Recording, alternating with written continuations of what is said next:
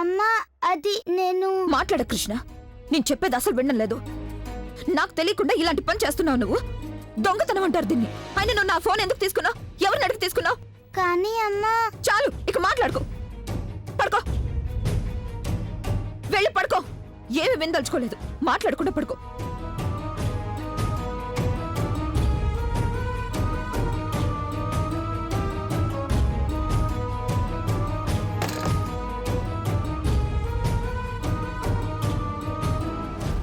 కృష్ణకు వద్దని చెప్పినా కూడా తనెందుకు ఇలా చేసింది? అసలు తనెందుకు సాగర్తో మాట్లాడింది? ఈరోజు తను సాగర్తో మాట్లాడింది. ఒకవేళ రేపు తను దొంగతనంగా కలవడానికి వెళ్తే అమ్మగారు ఇంకా సాగర్ ముందే కృష్ణని తీసుకెళ్ళడానికి ట్రై చేస్తున్నారు. మరి తనైతే చిన్నపిల్ల, వాళ్ళు తనని మభ్యపెట్టి తీసుకెళ్తే? లేదు, అలా జరగకూడదు, అలా జరగడానికి వీల్లేదు. జోయా అక్క, the food was amazing. Thank you so much. Oh come on. Zoya, నేను ఇల్లు అమ్మేయడానికి సిద్ధంగా ఉన్నాను. వీలైనంత త్వరగా నేను ఈ ఊరు వదిలి వెళ్ళిపోవాలనుకుంటున్నాను. అక్క, నువ్వు తొందరపాటులో ఇంత పెద్ద నిర్ణయం తీసుకోవద్దు. It's a life changing decision. ఇదేమి అంత చిన్న విషయం కాదు. నువ్వు దీని గురించి ప్రశాంతంగా కూర్చొని ఆలోచించు. లేదు కరుణ, ఇంకా ఆలోచించడానికి ఏం మిగల్లేదు. నాకు తెలిసిన ఈ ఒక్క నిర్ణయం వల్ల మనందరి జీవితాల్లో చాలా మార్పులు వస్తాయని, మన జీవితాల్ని కొత్తగా ప్రారంభించాల్సి ఉంటుంది. కానీ ఇప్పుడు మనకి వేరే దారి లేదు. నా కన్న కూతురే నేను చెప్పేది వినడం లేదు, నా మాటలు పట్టించుకోవడం లేదు. ఇక వేరే ఎవరి మీద నేను ఎలా నమ్మకం పెట్టుకోను? ఎలా నమ్మాలి నేను వాళ్ళని? కరుణ, వీలైనంత త్వరగా ఇక్కడ నుండి మనం వెళ్ళిపోవడం మంచిది. నేను మీ అందరినీ చాలా చాలా మిస్ అవుతాను. కానీ పరిస్థితులకు తగ్గట్టు నువ్వు చాలా సరైన నిర్ణయం తీసుకున్నావు గంగా. ప్లీజ్ కంగారు పడుకో, నేనన్నీ చూసుకుంటాను. రేపే నేను ఇంటిని అమ్మడానికి అన్ని ఏర్పాట్లు చేస్తాను.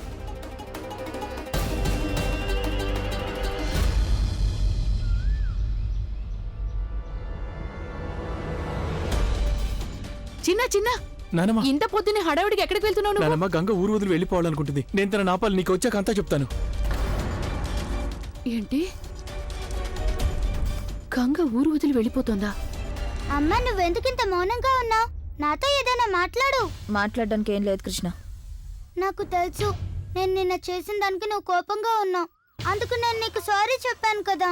సరే అమ్మా, ప్రామిస్. నువ్వేం చెప్తే నేను అది చేస్తాను.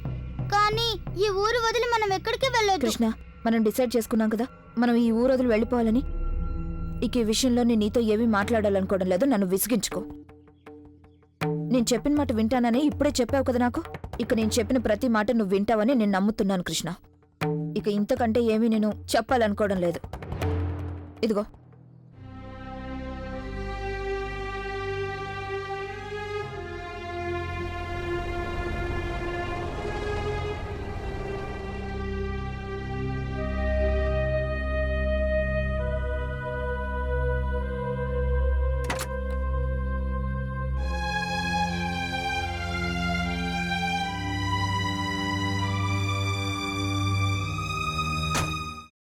అమ్మా, అలాంటి వాళ్ళది నిజమైన ప్రేమ కాదు, అది వ్యామోహం. ఎగ్జాక్ట్లీ చిన్నత్త. నిజంగా ప్రేమించుకున్న వాళ్ళు అలా చేయరు. ఎంత మనసు విరిగిపోతే కన్న కూతుర్ని పట్టుకొని మా దృష్టిలో చచ్చిపోయా ఉంటుందా తల్లి?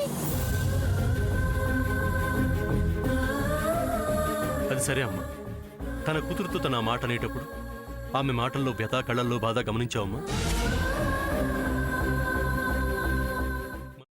పెద్దబాబుకు బర్త్డే విషెస్ చెప్పు కూడా వెళ్ళాం కదా.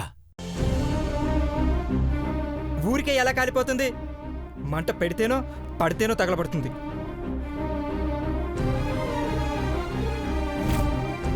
కరెక్ట్ చిన్నబాబు, నీకొచ్చినట్టే నాకు డౌట్ వచ్చింది. పార్వతే షర్టును తగలబెట్టిందనుకుంటా.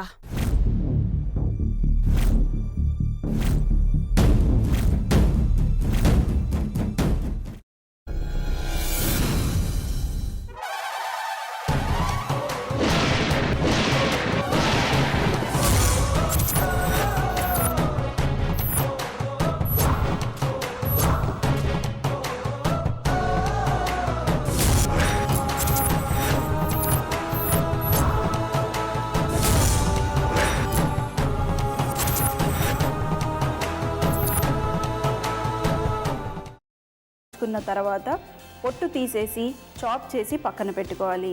ఒక ప్యాన్లో కొద్దిగా నూనె వేడి చేసి అందులో ఆవాలు, మినప్పప్పు, శనగపప్పు, కరివేపాకు, సన్నగా తరిగి పెట్టుకున్న ఉల్లిపాయలు వేసుకుని 1 నిమిషం పాటు వేయించుకోవాలి. ఆ తర్వాత కాల్చి కట్ చేసి పెట్టుకున్న వంకాయని కూడా అందులో వేసుకుని బాగా మిక్స్ చేసి బౌల్లోకి ట్రాన్స్ఫర్ చేసుకుని అందులో తగినంత చిక్కటి పెరుగు లేదా పల్చటి పెరుగు వేసుకుని మిక్స్ చేసి అన్నంతో కానివ్వండి, చపాతీతో కానివ్వండి సర్వ్ చేసినా చాలా బాగుంటుంది.